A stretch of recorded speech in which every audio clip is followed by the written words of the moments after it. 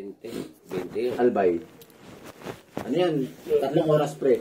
Meron sa bubong, meron sa unahan. No? Tara mo kay Nonoy. Bundok rin kasi yan sa papa ko. Pero lahat ng lupa, halos kalahati ng San Vicente sa papa ko. Paipong tawag. Kaibigan ko yung doon, Tapis.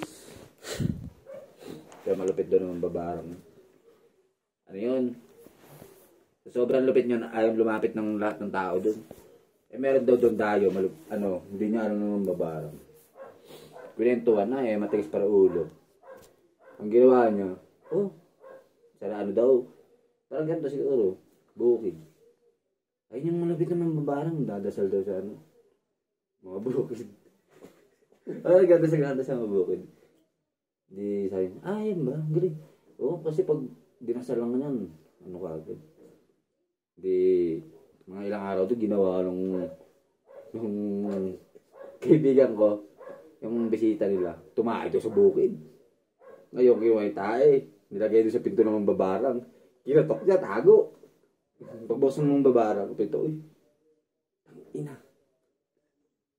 Tumahay yung babarang Kinuha niya yung tae. Lagay sa pinto, sabi mong mambat. Bastos to. Kinuha yung tae, dinasala sa bukid. Dinasala sa bukid. Kung sino doon may-ari ng tae na yun, mamatay. Hindi alam ng babarang tae. Tayo siya pre. Tayo din. Yan,